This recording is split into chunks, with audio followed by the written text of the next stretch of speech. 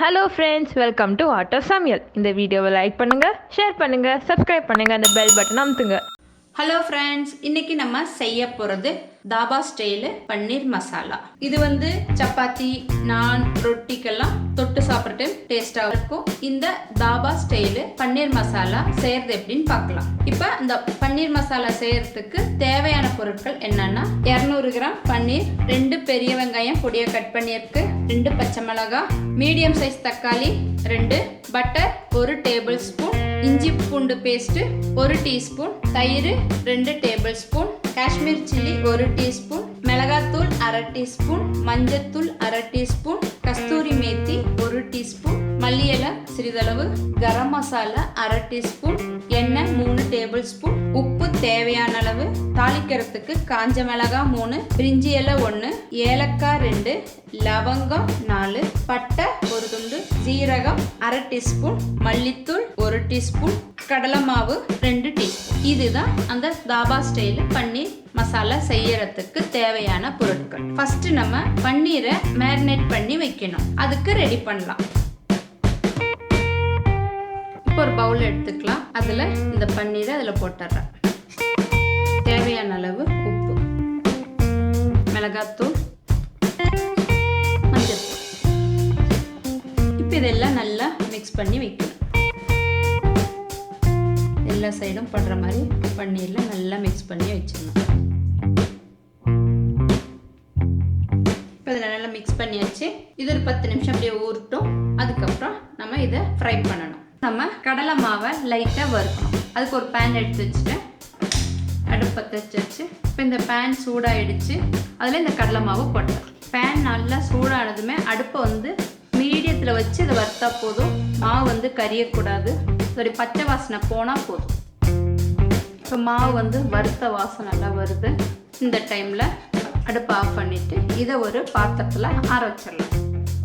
அடுத்து நம்ம பன்னீர் மசாலா தடவி வச்சுருக்கோம் இல்லையா, அதை லைட்டாக பொரிச்சுக்கணும். அதுக்கு ரெடி பண்ணலாம். இப்போ ஒரு பேன் எடுத்தாச்சு. அடுப்பை பற்ற வச்சிடலாம்.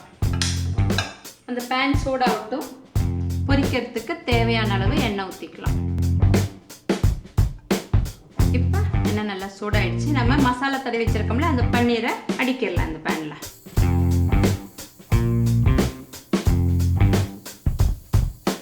இது லைட்டாக எல்லா சைடும் ப்ரௌன் ஆகிற வரைக்கும் நம்ம இதை திருப்பி திருப்பி போட்டு பொரிச்செடுக்கணும்.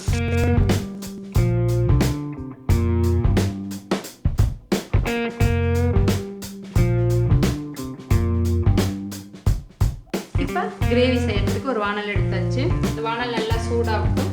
வானல் நல்லா சூடாயிடுச்சு. இனி தாளிக்கிறதுக்கு எண்ணெய். அடுத்து நம்ம பட்டர் எடுத்து வச்சோம்லே, அதுவும் இந்த இதில் போட்டுடலாம். நெய் வேணும்னா நெய் போட்டுக்கலாம், இல்லைன்னா பட்டர் போட்டுக்கலாம். எண்ணெய் பட்டர் எல்லாம் நமக்கு என்ன தேவையோ. ஏன்னா கொஞ்சம் கூட போட்டால் தான் டேஸ்ட் நல்லா இருக்கும்.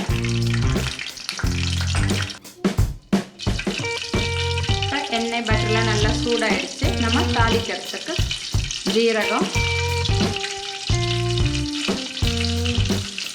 நல்லா பொடிட்டும். ஜீரகம் போட்டாச்சு.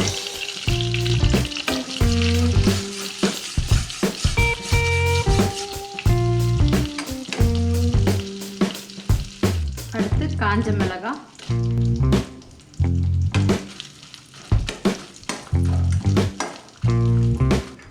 அடுத்து பட்டை, கிராம்பு, ஏலக்காய், பிரியாணி இலை.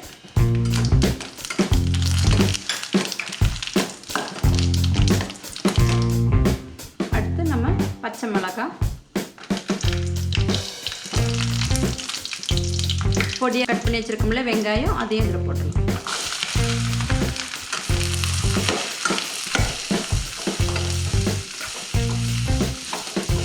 வெங்காயம் வதங்கிறதுக்கு தேவையான அளவு உப்பு. இப்போ வெங்காயம் நல்லா வதங்கிடுச்சு. அடுத்து இஞ்சி பூண்டு பேஸ்ட்.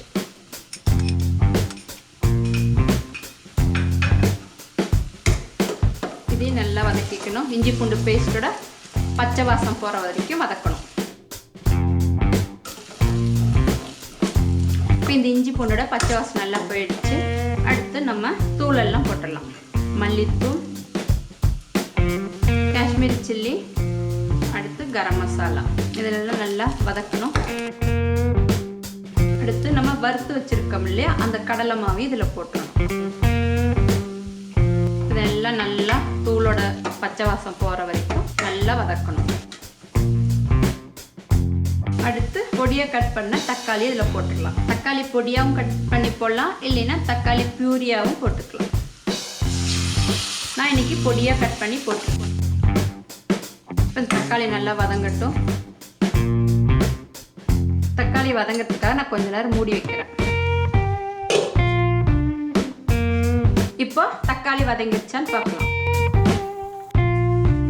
தக்காளியில் நல்லா பாருங்க மசிஞ்சிருச்சு. அடுத்து நம்ம எடுத்து வச்சிருக்கிற தயிரை அதில் ஊற்றிடலாம். இந்த தயிர் நல்லா போட்டு மிக்ஸ் பண்ணணும். இப்போ தயிரும் நம்ம ஊற்றியாச்சு. இது நல்லா வதக்கணும். இது லைட்டாக கொதி வரட்டும். தயிர் ஊற்றினதுக்கப்புறம் லைட்டாக இது நல்லா வதங்கிடுச்சு. அடுத்து நம்ம எடுத்து வச்சிருக்கிற கஸ்தூரி மேத்தியை போட்டுடலாம். அது எப்பயும் கஸ்தூரி மேத்தினா இந்த மாதிரி கையில் கசக்கி போடணும்.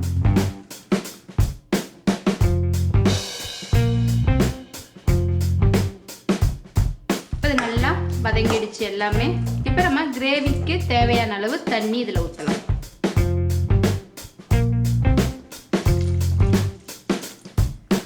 கிரேவி எவ்வளோ திக்கு வேணுமோ அதுக்கு தகுந்த மாதிரி நம்ம இதில் தண்ணி ஊற்றிக்கலாம். இன்னும் கொஞ்சம் ஊற்றிக்கிறேன். இப்போ இது நல்லா கொதிக்கட்டும். அதுக்கப்புறம் நம்ம பன்னீரை போடலாம். இப்போ இது மூடி வைக்கிறேன். இப்போ நம்ம திறந்து பார்க்கலாம். இதை பாருங்க, நல்லா வாசனையே நல்ல கலராக. ஆக்சுவலாக தாபாவில் வந்து வெங்காயம் தக்காளிலாம் அரைச்சி போடுவாங்க. நான் அரைக்காமல் பொடி பொடியாக கட் பண்ணி போட்டிருக்கேன். இப்போ இது நல்லா கொதிச்சிருச்சு. நம்ம பொரிச்சு வச்சுருக்கோம் இல்லையா, அந்த பன்னீரை இதில் போட்டுடலாம்.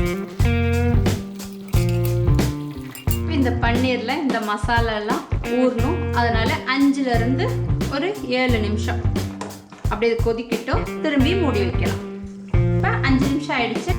தாபா ஸ்டைல் பன்னீர் மசால் ரெடி. இப்போ அடுப்பை ஆஃப் பண்ணிட்டு நம்ம பொடியாக கட் பண்ணி வச்சிருக்கோம் இல்லையா, அந்த மல்லித்தலையை இதில் தூவிடலாம். அவ்வளோதான், நம்மளோட தாபா ஸ்டைல் பன்னீர் மசால் ரெடி. இதை சர்விங் பிளேட்டில் மாற்றலாம். இது கூட சப்பாத்தியும் ரெடி பண்ணிடலாம்.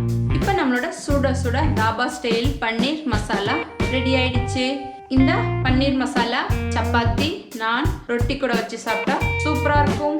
நீங்களும் இந்த மாதிரி செஞ்சு பார்த்து சாப்பிட்டுட்டு உங்களோட கமெண்ட்டை சொல்லுங்கள். அடுத்த வீடியோவில் பார்க்கலாம்.